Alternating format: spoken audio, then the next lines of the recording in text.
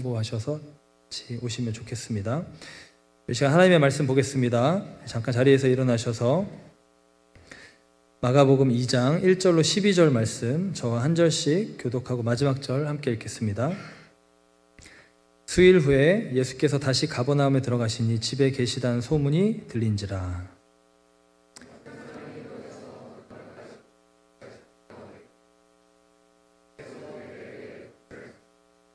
사람들이 한 중풍병자를 4사람에게 메어 가지고 예수께로 올세.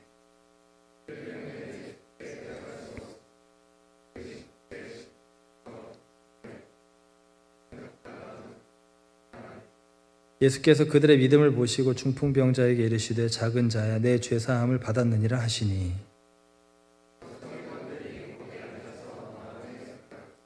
이 사람이 어찌 이렇게 말하는가 신성 모독이로다. 오직 하나님 한 분 외에는 누가 능히 죄를 사하겠느냐.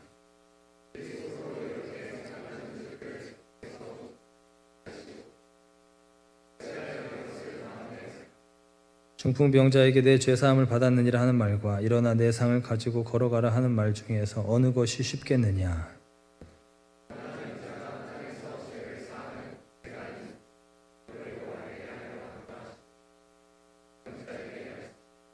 내가 내게 이르노니 일어나 내 상을 가지고 집으로 가라 하시니. 함께 읽겠습니다.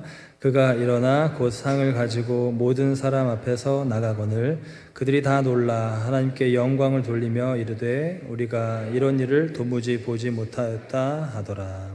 아멘. 하나님의 말씀입니다. 오늘 말씀은 소개된 대로 이용민 목사님 전해주실 텐데요. 모르는 분들이 있을 것 같아 잠깐 소개하면 우리 배들교회 장애사역 포프렌즈 담당하고 계시는 목사님이고요. 우리 교회 오래 계셨어요. 몇 년 계셨죠, 목사님? 17년 계셨습니다. 배들교회 17년 계시면서 풀타임 교구 사역부터 여러 사역들 하셨고 청년부도 담당하셨고요. 청년부 우리 이름 둘로스라는 이름을 만드신 장본인입니다. 우리 목회자들의 부목사들의 큰형 따거로 또 계신데요. 우리 목사님 오실 때 박수로 따뜻하게 모시도록 하겠습니다.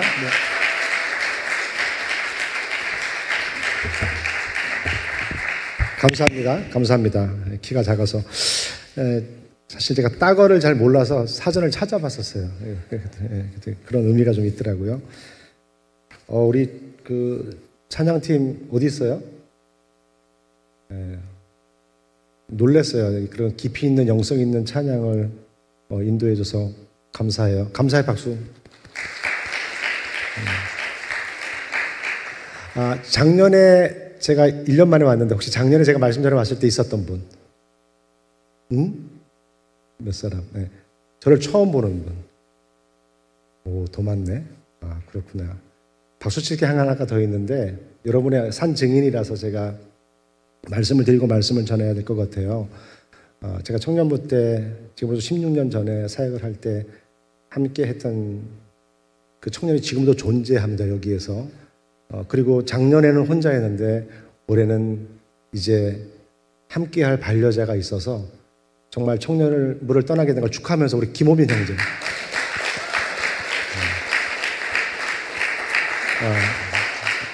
저의 정말 오랜 기도 제목이었습니다. 여러분들 너무 오래 끌지 마시고 임 목사님 기도 제목 길게 하지 않게 여러분 적극적인 협조를 부탁을 드립니다. 정말 오래 저는 오늘 있는 거 보고 깜짝 놀랐어요. 제가 둘로스에 대해서도 오늘 좀 역사에 대해서 말씀을 드릴게요. 우리 것만 하는 게 아니라 사실 배들교회에 훌륭한 목사님이 너무 많아서 제가 말씀을 전한다는 건 비교가 되지 않는데 장애인주를 맞아서 저는 바로 말씀을 들어가는 것보다는 또 오랜 기간도 됐고 한 번쯤 장애 사역이 어떤 일을 하고 있고 또 어떤 역사와 어떤 미션을 가지고 있는지 그 부분들을 먼저 나누면서 이 말씀을 시작하기를 원하는데요. 왜냐하면 이 장애 사역이 한 떨어져 있는 사역이 아니라 우리가 한 가족이고 한 믿음의 공동체라고 하는 부분들을 좀 한 번 더 확인했으면 좋겠고 그리고 장애 사역뿐만 아니라 이런 것도 있었구나 여러분 좀 이해하고 또 생각나면 기도해 주시고 또 섬길 기회가 있다면 섬기셔도 되고 그리고 또 이어지는 말씀을 통해서 오늘 읽었던 말씀을 통해서도 여러분들 혹시 하나님께서 여러분의 심령 가운데 또 젊은이들 마음들 가운데 주시는 은혜들이 있다면 그 은혜들을 놓치지 않고 붙잡았으면 좋겠습니다. 왜 포프렌즈 사역을 하는가라고 하는 그 이유에 대한 부분들 함께 먼저 그 목적, 왜 사역을 하는지에 대한 부분들을 먼저 말씀을 드리려고 해요. 왜냐하면 어떤 것들을 할 때 그 미션 스테이트먼트가 대단히 중요하거든요. 어떤 사명을 가지고 사역하는지. 그래서 그 부분에 대해서 우리가 한 목소리 좀 어떤 미션 스테이트먼트를 갖고 있는지 한 목소리 읽었으면 좋겠습니다. 시작. 베델 장애 사역은 장애인과 친구가 되어 예배의 자리에 함께 나아가며 예수 그리스도의 복음을 통해 구원의 기쁨을 누리는 믿음의 공동체로 하나님께 영광을 돌린다. 사실 상황에 따라서 목표와 비전은 달라질 수 있어요. 하지만 사명은 바뀌지가 않습니다. 제가 이 교회 장애사역 담당자로 부임해서 가장 먼저 시작했던 것은 이 미션 스테이트먼트를 만들고 지금까지 그 사역을 해오고 있어요. 이 미션은 바뀌지 않기 때문에 매 해마다 어떤 목적이나 골이나 목표들은 바뀔 수 있지만 이것은 계속 이어가고 있습니다. 이것을 한 줄로 더 요약한다면 저희 사역은 예수님 만나는 사역이고요. 예수님 만난 사람들이 함께 믿음의 공동체 안에서 함께 교제하는 아름다운 믿음의 공동체를 꿈꾸면서 사역하고 있습니다. 그렇다면 둘로스도 둘로스 이름의 역사가 있듯이 장애사역도 시작했던 베델에서 시작했을 때가 있습니다. 제가 17년 됐다 그랬는데 많은 분들이 제가 17년 전에 장애사역을 베델교회에서 포프렌즈 사역을 시작했다고 그래요. 이름은 그때 지은 건 맞습니다. 그런데 그 전부터 사역이 시작되어졌어요. 아마 여러분들 태어나기 전일 수도 있는데 일단은 말씀을 드릴게요. 2000년도에 이 베델교회 이영호 목사님이라는 분이 계셨어요. 거기에 자녀 중에 한 딸아이가 장애가 있었습니다. 근데 그 장애 한 자녀를 돌보기 시작하면서 사역이 시작되어졌고 2001년에 그 최지원 전도사님, 홍민아 전도사님, 그 주일학교 전도사님이셨는데 그분이 어떤 일을 하셨냐 하면 어린이 도서실 그 장소가 저희들에게 첫 예배 장소였고요. 그 좁은 데서 어떻게 예배 드렸나라고 상상이 안 가지만 하여간 그곳에서 15명에서 25명이 늘 예배를 드렸어요. 그 예배 드렸던 장소 지금은 중부기도실로 쓰는 장소입니다. 여러분들 많이 안 가봐서 잘 모를 텐데 상백홀에 있는 아주 조그마한 사방이 가로막혀져 있는 그런 조그만 방이었습니다. 그곳에서 어린이 도서실이었는데 그것을 내어준 거예요. 장애 몇몇 친구들을 위해서. 그렇게 모여서 전사님들이 오셔서 격주로 찬양하고 예배하는 일들을 시작한 게 2001년도입니다. 그 돌아보면 사실은 몇 년 됐어요? 25년이라고 하는 시간이 됐어요. 혹시 여러분 2001년생 있습니까? 네, 찬양인도 당신이 태어날 때 저희 베델교회 장애 사역은 시작된 거예요. 네. 2000년도 1년 전에는 이미 여러분 꿈도 꾸지 못할 때, 네. 하지만 부모님은 준비하고 계셨지만 여러분들이 태어나기 전부터 때로는 태어난 아주 어릴 때부터 베델교회 장애 사역은 25년 전부터 시작됐습니다.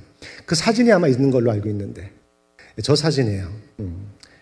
여러분들이 알아볼 사람 하나도 없기 때문에 그냥 잠깐 지나가는데 그러고 나서 제가 2009년도에 장애사역 담당자로 왔습니다. 그리고 그때부터 이제 이렇게 주일 예배 드리듯이 예배 형식이 갖춰주고 미션이 만들어주고 이름이 만들어주고 그래서 그때 포프렌즈라고 하는 이름들이 만들어졌어요.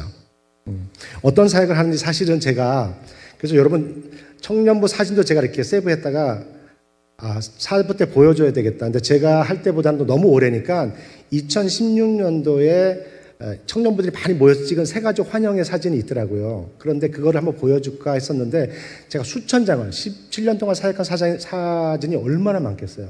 그것을 다 모아서 이렇게 정리하고 이거를 보여주면서 어떤 사역하는데 이 사역은 예배하는 장면, 또 수호 교체를 하는 것들, 장애인 음악회 하는 것들 여러 가지를 보여주려고 많이 수천 장을 펴놓고 준비를 했는데 다 지웠어요.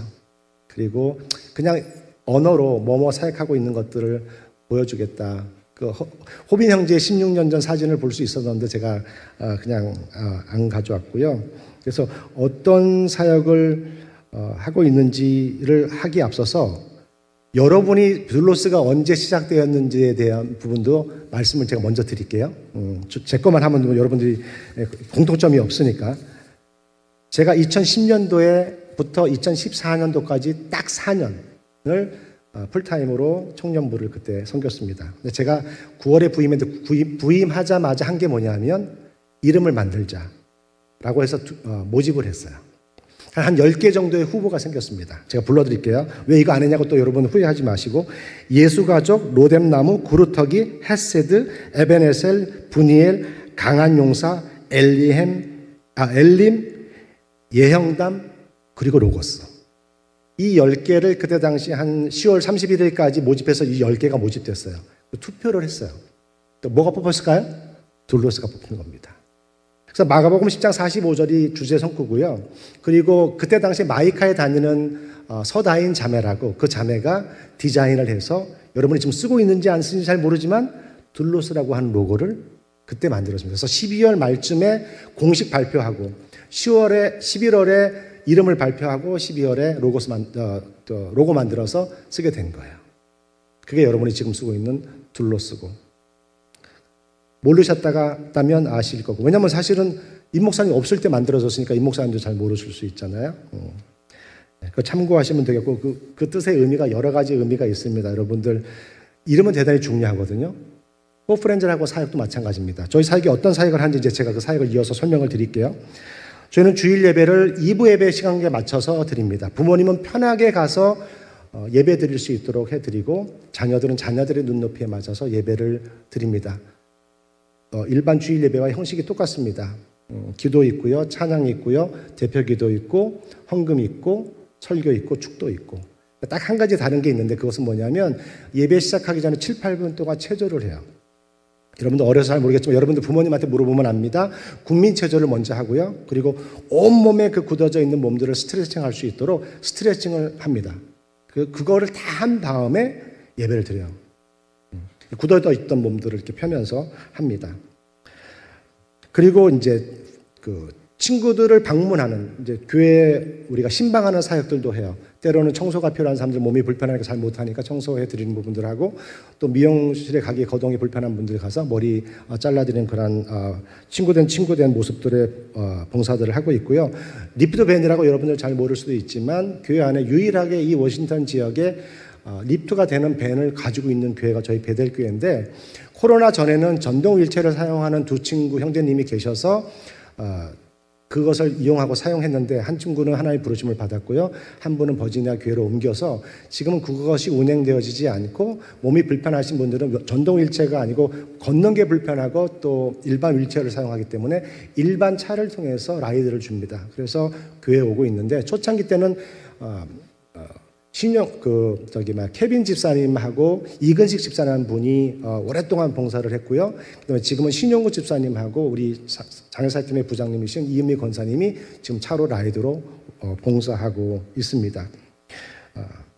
그리고 수어교실하고 세미나를 가끔 저희들이 하는데, 청년부들도 그때 와서 수어교실을 배웠고, 지금 사진 제가 다 정리할 때 그때도 있었어요. 지금은 다 가정이 있고 자녀를 낳고 지내고 있지만, 수어교실 봄학기, 가을학기, 학기별로, 제가 또 학교에서 일하니까 학기별로 운영을 했고 신청서 받아서 했는데, 교육받는 사람이 오랫동안 하다 보니 너무 많아서 지금은 가을에, 그러니까 1년에 한 번만 합니다. 그렇게 사역을 저희가 해왔었고요. 그리고 장애인 주일은 지금 이렇게 부활주일 다음 주일에 지키고 있는데, 사실 처음부터 장애인 주일이 부활주일 다음은 아니었어요. 한 4, 5년밖에 안 됐습니다. 그전에는 5월 셋째 주에. 그 이유는 다른 1, 2, 3부 했던 예배 말씀드리지 않았는데, 교회 와서 제가 부임해 와서 장애 주일 예배를 지켜야 되겠다. 우리도 한 가족이고 또 성도들에게 그 장애 사역에 대한 홍보와 계몽들을 위해서 교회에 여쭤봤고, 가장 1년 중에 한가한 달이 6월 달에는 성전 창립 기념일이 있어서 5월이 좋겠다 해서 5월 셋째 일로 정하고, 그때 장애인 주일도 지켰고요. 그때 음악회도 그때 같이 했었습니다. 음악회 혹시 와보신 분들이 계신지 모르겠는데, 음악회에 우리 친구들이 나와서 발표하고 그 어디보다도 은혜로운 연주를 하는 시간입니다. 지금도 9월 달에 예정되어 있어서 1년 내내 지금 친구들이 연습하고 있습니다. 혹시 기회 되면 꼭 참석해 주시고 은혜를 나눠주면 좋겠습니다. 우리 이제 액티비티 하고요. 어떤 볼링이나 피크닉, 영화 관람 같은 것들을 하면서 저희가 이런 사역들을 이어가고 있습니다. 그리고 이 베델교회 안에서 장애 사역에 대한 정확한 오피셜한 이름은 여러분에게 알려드리고 싶어서 그 개념을 알고 포프렌즈라고 하는 이름을 사용하셔야 되니까, 한국어로는요 베델 장애사역부가 공식 이름입니다. 처음엔 장애사역팀이었는데 장애사역부로 바뀌고 섬김사역원이라고 하는 그곳에 소속되어져서 베델 장애사역부가 오피셜한 네임이에요. 영어로는 베델 포 프렌즈 미니스트리가 풀네임이고, 그런데 저희가 이름 부르기 편하게 포 프렌즈라고 부르는 겁니다. 여러분, 왜 제가 청년부를 청년부로 안 하고 둘러싸고 이름 지었을까요? 왜 장애사역을 장애사역을 안 하고 포프렌즈라고 부릅니까? 왜 BCM, YCM 이런 것들을 사용합니까? 그냥 그것을 통해서 각 맡은 부서들의 어떤 정체성을 가지게 되는 거예요. 저희들은 장애인이라 해서 장애인들을 돋보이게 하지 않고요. 베델 장애인 사역부가 아니에요. 베델 장애 사역부예요. 이건 이제 교사를 하게 되면 제가 교육하는 파트이기 때문에 설명은 안 드리지만 의미가 달라요. 그래서 우리가 최대한으로 장애인이라고 하는 용어를 안 쓰려고 그래요.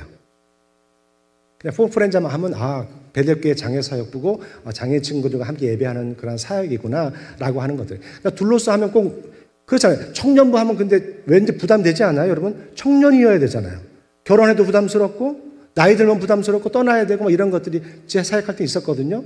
네. 뭐라 그러지 않는데 청년. 그래서 그냥 이름을 바로 만들었어요. 그럼 둘러서라고 하면 둘러서 소속됐는데 뭐예요? 거기서 하나님을 따라가면서 섬기고 사역하겠다는데. 네, 그런 의미를 하고 있고, 이 사역의 근본적인 정신은 아까 말씀드린 것처럼 저희 포프렌즈 사역은 예수님 만나는 사역입니다. 예수님을 인도하는 사역. 그래서 그 이름의 배경이 바로 오늘 읽었던 마가복음 2장 1절부터 12절 말씀이에요. 이제 제가 간단하게 둘로스하고 장애 사역에게 소개를 드렸으니까 여러분들 잘 인지하시고, 혹시 누가 못 들어가면 교회 포프렌즈가 뭐야 4명이야 이렇게 하는 게 그게 아니고 이러이러한 장애 사역을 하고 있습니다 라고 여러분이 소개하시면 됩니다. 이제 오늘 포프렌즈의 근거가 되었던 마가복음 2장 1절부터 12절 말씀을 중심으로 하나님 말씀 증거하려고 해요. 제가 이 말씀을 묵상하면서 사실 이 본문 말씀은 한 2번 정도 말씀을 제가 전했었습니다. 그런데 이번에는 다른 각도로 묵상을 하게 됐어요. 하나님께서 원하시는 베델의 모습은 어떤 것일까? 어떤 공동체일까? 저도 말씀을 묵상하면서 다른 각도로 이 말씀을 묵상하게 됐고요. 그래서 한 3가지의 공동체의 모습이 하나님도 그것을 원하실 거고, 우리 베델 둘로스 또 베델교회 교인들이 이런 공동체를 꿈꾸고 희망하는 부분들이 있었으면 좋겠고, 이미 여러분들은 그런 사고로 생각하고 있지 않다고 저는 생각을 해요. 하지만 한 번 더 이것에 대해서 확인하고 또 조심할 부분들은 조심하고, 또 내가 조금 더 생각을 바꿔서 표현할 때도 단어를 사용할 때도 그것을 나눠서 사용하면 좋을 것 같아요. 따라 할까요? 첫째, 다름을 인정하고 배려하는 공동체. 다름을 인정하고 배려하는 공동체가 되어졌으면 좋겠어요. 우리 1, 2절 함께 읽을까요? 시작. 수일 후에 예수께서 다시 가버나움에 들어가시니 집에 계시다는 소문이 들린지라. 많은 사람이 모여서 문 앞까지도 들어설 자리가 없게 됐는데 예수께서 그들에게도 도를 말씀하시더니. 이 말씀에 보면 예수님께서 가버나움에 들어가셨습니다. 근데 그 소문, 예수님이 오셨다는 소문을 듣고 한 장애인이 중풍병자가 예수님을 만나려고 오는데 만날 수가 없어요. 그 이유는 간단합니다. 예수님이 그때 당시에 슈퍼스타 저리 가라고 인기가 좋았으니까 많은 사람이 몰려들어서 예수님께 나아갈 수 없는 거예요. 그런데 예수님 지금 집안에서 말씀, 즉 도를 전하고 계셨어요. 로고스, 그 말씀이 지금 흘러나오고 있는데 그 말씀을 들을 수 없는 상황이고요.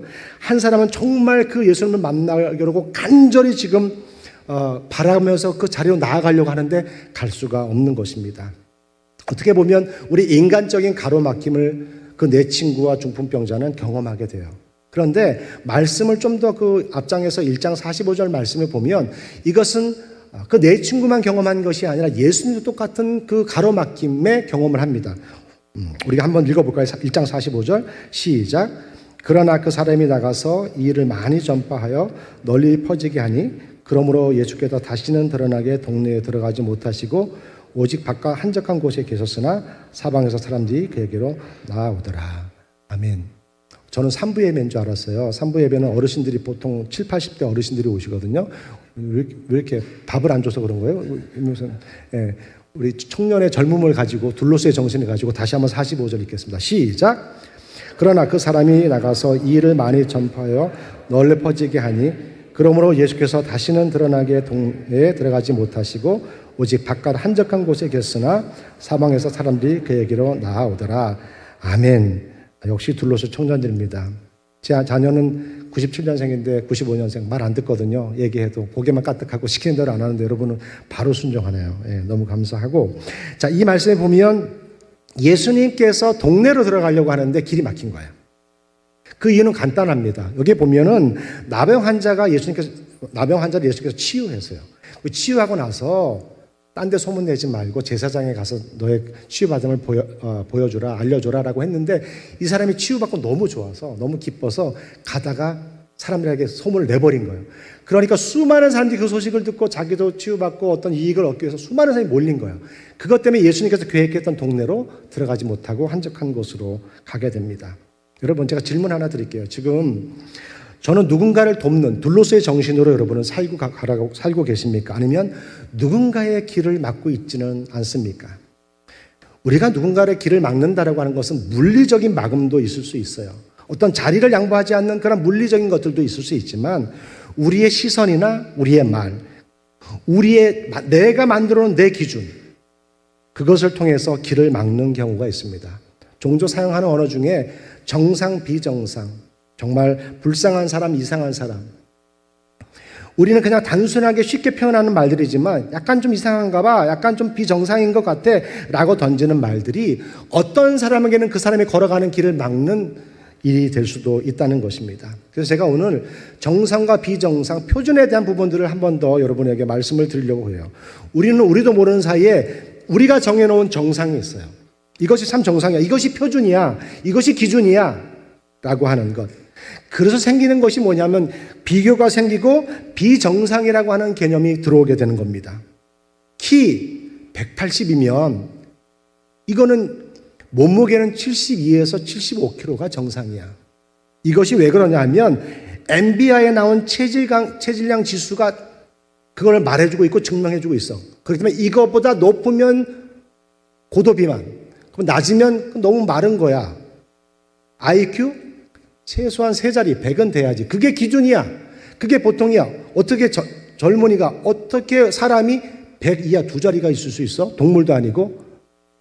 우리가 그냥 평범하게 우리가 그냥 가지고 있는 우리의 기준, 이것이 맞는 거야.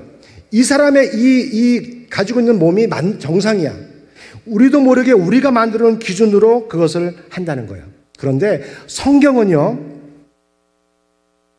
성경의 표준은 다릅니다. 성경에서 이야기하는 것은 정상이 아니라 다름으로 정의돼요. 다름을 표준이라고 정의합니다. 하나님께서 사람을 창조하실 때 다양한 모양으로 만드시고 다양한 인종들을 만들고 다양한 동물들을 만드셨지만 그것의 정상 비정상을 판단하지 않으시고 각자 만나는 영혼들마다, 각자 만나는 사람들마다 그 사람의 눈높이에 맞춰서 대하셨습니다. 차별이 없으셨어요. 우리에게 진짜 장애는 뭐냐 하면, 유일하게 써야 될 장애 용어는 뭐냐 하면, 우리가 인간으로서 죄를 짓고 하나님의 말씀에 순종하지 않고 죄를 지어서 하나님과 우리의 관계가 단절된 것, 죄로 인해서 우리의 관계가 멀어진 것, 그것이 우리 인간이 최초로 경험한 장애인 거예요. 그거 외에는 우리 하나님께서 장애를 정의하거나 다른 걸로 표현하지 않으셨습니다. 제가 청년부 주례 때도 이거를 꼭 이야기했고요. 제가 교사 교육 훈련할 때도 이것을 이야기했습니다. 그때는 계란으로 이야기를 했는데 제가 미리 말씀을 드려요. 왜냐하면 사부 때는 이것을 안 웃을 거라고 알기 때문에 미리 제가 이야기해서 마지막 센텐스가 나올 때 여러분 그것에 대해서 리액션으로 웃어주면 됩니다. 안 웃겨도. 네. 불안해서 미리 말씀드리는 거예요. 어떤 호빈이랑 저처럼 어떤 부부가 결혼을 했어요. 신혼부부가. 그래서 너무너무 남편이 사랑스러워서 감자를 잘 삶아서 설탕하고 접시에 담아서 남편을 갖다 준 거예요. 남편이 버럭 화를 낸 거예요. 누가 감자를 설탕 찍어 먹냐고, 소금 찍어 먹어야지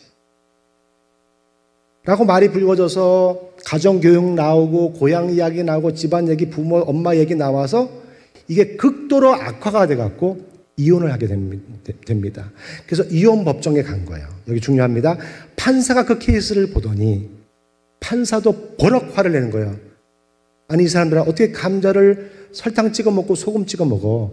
고추장 찍어 먹어야지. 이렇게 된 거예요. 근데 그러면서 이제 그 이야기, 여기 끝이에요. 이렇게 웃어줬어야 되는 건데, 미리 얘기했는데도 내가 안 될 걸 알고 사실 얘기했는데도 이 타이밍을 못 맞추네. 이 목사님 좀 가르쳐 주세요. 이때는 웃어야 된다. 그래서 지금 이렇게 웃은 것처럼 거기서 판사가 이렇게 얘기하니까 웃은 거예요. 가만히 부부가 생각해 보니까 감자를 고추장을 찍어 먹든 소금을 찍어 먹든 설탕을 찍어 먹든 그게 중요한 게 아니구나. 먹는 방식이 다르구나. 식습관이 다르구나. 라고 생각해서 서로 화해하고 말한 것들, 제가 주워 담을 수 없는 말들 한 것들 용서를 구하고 다 서로 화해하고 서로 행복하게 그 남은 인생을 잘 살았다는 지금도 끊이지 않고 내려오는 전래동화도 같은 이야기입니다. 우리는 정상, 비정상, 우리가 만들어 놓은 기준, 그것을 통해서 다른 사람을 쉽게 판단합니다. 이제 우리의 기준이 누군가의 길을 때로는 그 마음을 무너뜨리는 일이 생길 수도 있습니다. 이제는 틀림이 아니라 다름으로 인정하는 시선, 그리고 누군가를 가로막는 사람이 아니라 막혀져 있고 가지 못하고 움직이지 못하는 도움이 필요한 사람들을 그 사람들의 길을 열어주고 도움을 줄 수 있는 둘로스 청년들이 되시기를 주의 이름으로 축복합니다. 두 번째는 용서하고 서로 사랑하며 돌보는 공동체가 되었으면 참 좋겠어요. 2026년도 베델교회 표어가 사랑 안에서 서로를 돌보는 교회예요. 어떻게 보면 둘로스 청년들이 가장 힘있게 해야 될 이 표에 맞는 위치이기도 합니다. 근데 여기서 이 사랑 안에서 서로를 돌보는 교회가 이 베델교회 주제인데 맥락이 비슷한데 저는 여기에 한 가지를 추가했어요. 어떤 게 추가된 거 혹시 변화를 아시겠습니까?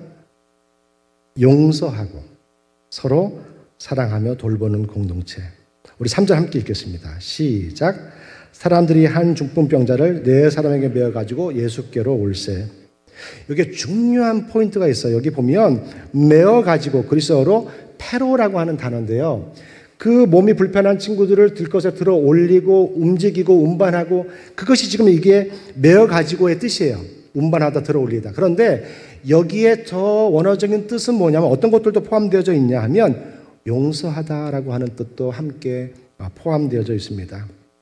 즉 이들은 자기의 친구인 몸이 불편한 친구를 그냥 데려온 것이 아니라 많은 사람들로부터 아까 이야기한 자기만의 기준, 자기만의 정상과 비정상의 기준을 만들어 놓고 함부로 평가하고 잣대를 댔던 그 수많은 정죄와 무시와 상처에 대한 부분들로 물들어져 있는, 상처로 물들어져 있는 그 친구를 그들은 모든 것을 용납하고 있는 모습 그대로를 수용하고 용서하고 진실된 마음으로 그를 사랑하고 그의 친구가 된 것입니다. 겉모양이 아닌.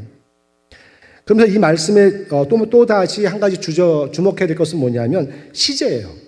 2000년 전에 있었던 한 치유받는 사건의 과거형이 아니라 여기에 표현된 단어가 이 마가가 그것을 잘 사용했는데 어떻게 하면 역사적 현재형으로 기록했습니다. 그 이야기는 뭐냐 하면 2000년 전의 이야기로 보지 말고 지금 이 세대를 살고 있는 2026년도 이 시간에 생생하게 내 눈앞에 펼쳐져 있는 한 사건으로 보라는 문화적 표현을 마가가 사용한 거예요. 우리는 이 사건을 통해서 과거에 있었던 그 사건으로 머무르지 아니하고 오늘 나에게, 지금 나에게 동일하게 적용되는 말씀입니다.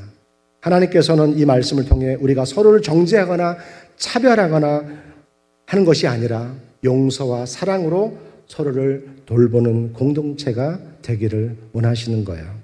이 부분이 왜 중요하면 우리 5절 말씀 한 번 더 읽어볼까요? 시작. 예수께서 그들의 믿음을 보시고 중풍병자에게 이르시되 작은 자야 내 제사함을 받았느니라 하시니. 아멘. 예수님께서 믿음을 인정한 사람들은 그 4명의 친구예요. 그런데 구원받은 사람은 이 중풍병자입니다. 예수님은 그 네 친구의 어떤 믿음을 보신 걸까요? 친구들은 예수님을 만나서 치유받고 자기들처럼 몸이 건강해서 함께 뛰놀고 추억을 만들어가는 것들을 꿈꿀 수도 있고 기대했을 것 같아요. 하지만 그것도 기대했겠지만 무엇보다 그렇게 상처받고 무너지고 수많은 사람들에게 정죄받았던 내 친구가 그게 아니고 참된 어떠한 귀한 영혼이라는 것들 용서받고 정말 회복되기를 바라는 마음이 우선이었을 거예요. 그래서 사실은 예수님께서 나았다는 말보다 너가 구원받았다라고 하는 그 메시지가 더 크게 아마 느껴졌을 것입니다. 우리는 장애인을 이해한다 하고 그러지만 마음속으로는 여전히 꺼리낌을 두고 거리를 두는 경우가 많아요. 진짜 차별은 뭐냐면 우리의 언어도 조심해야 되지만 행동이에요. 우리의 마음이 더 중요하다는 거예요. 제가 섬기는 교사들 또 부모님은 다 알고 있는 내용인데 우리 장애 친구들이 뭐 20살, 30살이 돼도 말을 표현 안 하거나 언어를 한두 개 단어밖에 사용하는 친구들 꽤 있습니다. 그런데 그리고 물론 나이는 여러분들보다 훨씬 많지만 어떤 다른 부분에 대해서는 많이 뒤떨어져 있는 친구들이 꽤 있어요. 그런데 그들이 그렇다고 해도 어린 행동을 한다 그래서 그들이 느낀 거나 그런 것들이 다르지 않다는 거예요.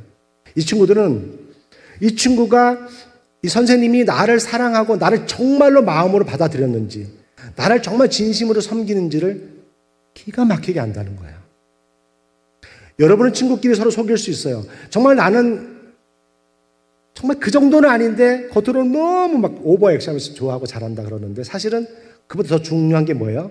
내 마음이거든요. 그걸 안다는 거예요. 왜냐면 예수님께서 내가 너를 사랑해 라고 말하지 않고 그 사랑의 증거를 우리에게 눈으로 보여주셨어요. 여러분들 나중에 결혼하고 또 가정을 꾸미겠지만 사랑에 뭐 하늘의 별 따다 줄게 중요하지 않아요. 중요한 것은 다이하고 그 다음에 돈이고 선물입니다. 여러분 말로 모든 것을 해결하려고 하지 마세요. 그게 진짜 사랑은 선물과 사랑의 큰 포장으로 함께 옵니다. 여러분 그것을 꼭 기억하시고 예수님 나 너 사랑해 끝 하지 않으셨어요. 모든 하늘의 영광을 버리시고 인간의 몸을 입으시고 이 땅에 오셨어요. 그리고 우리가 져야 될 십자가 우리가 죽어야 될 그 자리에 예수님께서 모든 것을 감당하시고 십자가에 달려 돌아가셨습니다. 그리고 죽으셨어요. 그런데 어떻게 합니까? 3일 만에 부활하셨습니다. 할렐루야. 그거를 축하한 것이 지난주 부활주일이에요. 근데 진짜 우리는 매 주일마다 부활주일로 예배를 드립니다. 저희 예배는 매주마다 성령의 임재하심을 경험해요. 그러면서 우리는 또 다른 부활을 꿈꿉니다. 왜요? 모든 사망 것을 이기신 예수님이 눈으로 보여주셨으니까 우리 친구들 지금은 어린아이 같고 지금은 표현을 어눌하고 지금은 다른 사람한테 손가락을 당하고 무시당하는 영혼들이지만 하나님께서 사랑하는 한 영혼이라는 것을 우리가 기억하면서 그날 그 희년 완전한 회복 그것을 꿈꾸면서 우리는 매주마다 축제의 분위기에서 예배드리고 있습니다. 사랑하는 둘로서 청년 여러분, 사랑하고 서로 돌보는 베델의 멋진 둘로서 청년들이 되시기를 주의 이름으로 축복합니다. 마지막으로 묵상하고 싶은 것은 사람을 포기하지 않는 공동체가 되었으면 좋겠어요. 혼자라고 느낀 사람에게 혼자가 아니라고 할 수 없다고 다 포기하고 자포자기하는 사람에게 You can do it. 다시 일어설 수 있도록 뭔가 그냥 그 사람 그래 그냥 내버려 두는 게 아니라 끝까지 어떻게 보면 예수님께서 우리를 끝까지 포기하지 않고 우리를 사랑하고 품으셨던 것처럼 우리 둘러져 청년 젊은이들 그렇게 됐으면 좋겠어요. 자, 4절 5절 우리 한 목소리로 또박또박 이번 마지막 이제 말씀으로 크게 읽습니다. 하나 더 읽지만 시작. 무리들 때문에 예수께 데려갈 수 없으므로 그 계신 곳에 지붕을 뜯어 구멍을 내고 중풍비자가 누운 상을 달아내리니 예수께서 그들의 믿음을 보시고 중풍병자에게 이르시되 작은 자야 내 제사함을 받았느니라 하시니 아멘. 여러분 이 사복음서에 보면 예수님의 치유 사건들이 많이 나오는데 그곳의 말씀들을 읽어보면 정말 자기가 치유받고 회복되고 싶은 사람들이 간절히 예수님께 요청합니다. 다윗의 자손 예수여 저를 불쌍히 여겨주십시오. 제가 보기를 원합니다. 제가 걷기를 원합니다. 이런 간절함을 정말 몸에서 나오는 그 에너지로 외치고 예수님을 부르고 만나서 회복되는 놀라운 역사들이 성경에 많이 기록되어져 있어요. 그런데 저희가 읽었던 이 마가복음 2장에는 호소하는 음성이 전혀 없습니다. 단 한마디도 없습니다. 여러분 그렇다고 간청이 없었습니까? 그 어떠한 강력한 간청은 뭐냐면 말하는 것도 강력한 간청이긴 하지만 그 행동, 강력한 행동, 그것이 강력한 간청, 강력한 요구가 되는 거예요. 아까 이야기했잖아요. 말보다 중요한 게 행동이라고. 행동보다 더 중요한 건 하나님을 향한 순종입니다. 우리의 인생이 수평적 관계예요. 사람과 사람, 친구와 친구의 관계고 교회와 교회, 모든 것들이 수평적으로, 차도 수평적으로 길에 움직입니다. 그 길이 막혔어요. 만나고 싶은 사람을 만날 수 없어요.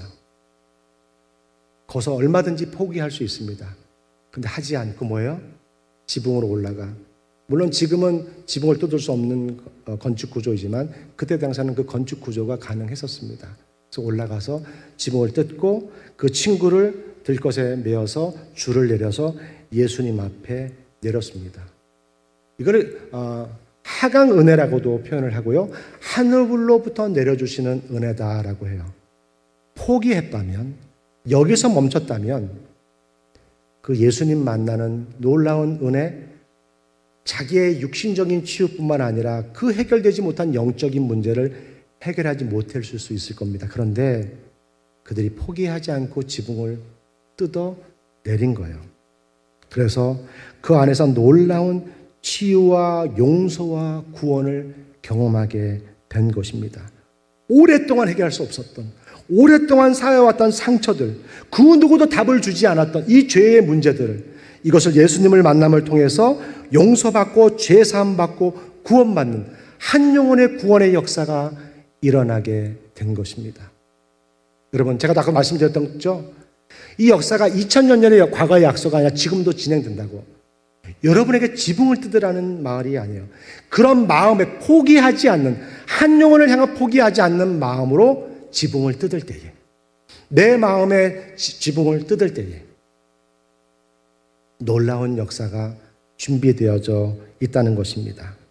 그래서 이 마가복음 2장은 한 사람의 치유의 사건을 통해서 우리에게 메시지를 전달하고 하는 것들이 아니라 우리 각자가 만약에 구원을 받았다면 우리는 그 누군가의 노력이나 내가 신앙 고백을 하고 세례 교육을 받아서 고백하는 그것들이 아니라 하늘로부터 값없이 주시는 은혜를 통해서 우리가 구원받은 거고, 그것을 통해서 우리가 하나님의 자녀됐다라고 하는 것을 다시 한번 인식시켜 주는 거예요. 내가 아니었구나. 내 노력 뒤에는 하나님의 역사하심과 준비하심과 예비하심이 있었구나. 또 만약에 내가 예수를 아직 만나지 않고 둘로스에 나오고 있다면 그 영혼을 위해서 끊이지 않고 붙잡고 기도하고, 제가 지금도 기억해요. 제가 청년부 그때 할 때 한 자매가 사랑방 리더인데 한 영혼을 그렇게 놓고 기도하는 거예요. 딱 봐도 그 사람은 날라리예요. 누가 봐도 예수 안 믿는 게 표가 나는 친구예요. 그런데 그 영혼을 놓고 계속 기도하는 거예요. 그 친구가 수련회도 오고 예배 참석하는 모습을 보면서 너무너무 저도 은혜를 받았던 적이 있습니다. 여러분 주위에 겉으로 잘 포장되어져서 아무렇지 않다라고 느껴지는 청년들이 있을 수 있을 거예요. 하지만 그 내면에 들어가면 그 누구에도 꺼내놓지 못하는 아픔과 상처와 그 누군가의 사랑과 도전을 받고 싶어하는 사람들이 의외로 많습니다.